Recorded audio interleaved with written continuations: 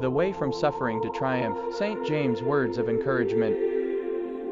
Consider it pure joy, my brothers and sisters, whenever you face trials of many kinds. Draw near to God, and He will draw near to you. Confess your sins to each other and pray for each other so that you may be healed. The prayer of a righteous person is powerful and effective.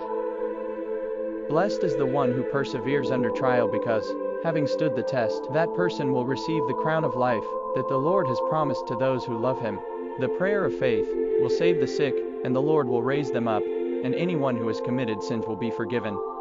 Do not merely listen to the word, and so deceive yourselves. Do what it says. Who is wise and understanding among you? Let them show it by their good life, by deeds done in the humility that comes from wisdom.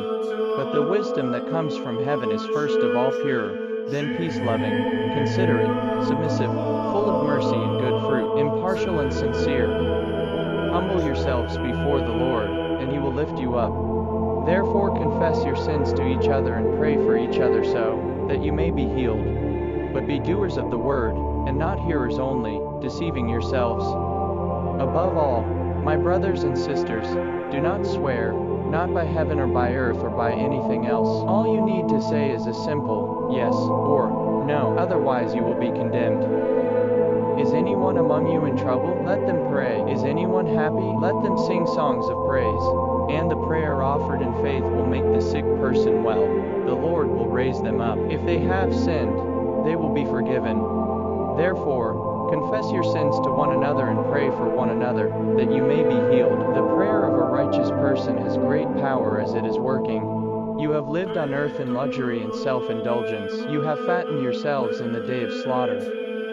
Be patient, then, brothers and sisters, until the Lord's coming. See how the farmer waits for the land to yield its valuable crop, patiently waiting for the autumn and spring rains.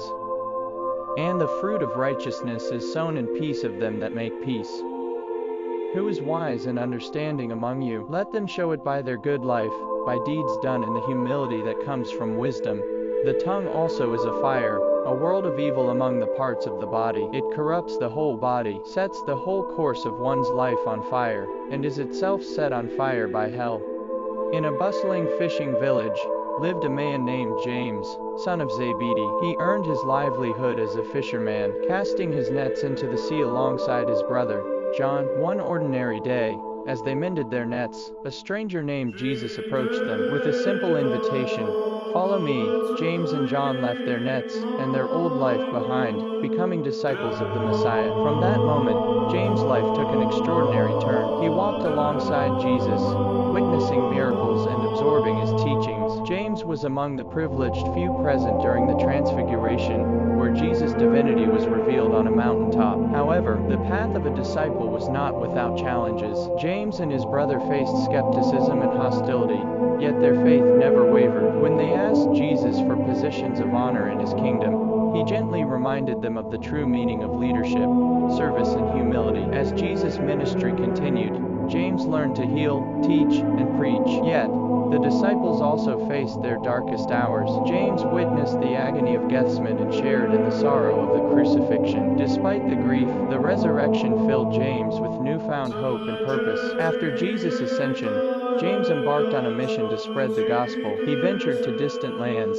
fearlessly sharing the message of Christ. He faced trials and hardships, but his unwavering faith led many to embrace Christianity. In the city of Jerusalem, James met his end. King Herod Agrippa sought to suppress the growing Christian movement and had James arrested. On a fateful day, James faced martyrdom, becoming the first apostle to die for his faith. His legacy, however, continued to flourish. St. James the Greater's life remains an enduring testament to faith's transformative power. From a humble fisherman to a dedicated disciple, he showed that ordinary individuals can accomplish extraordinary deeds through unwavering belief and steadfast commitment to a higher calling.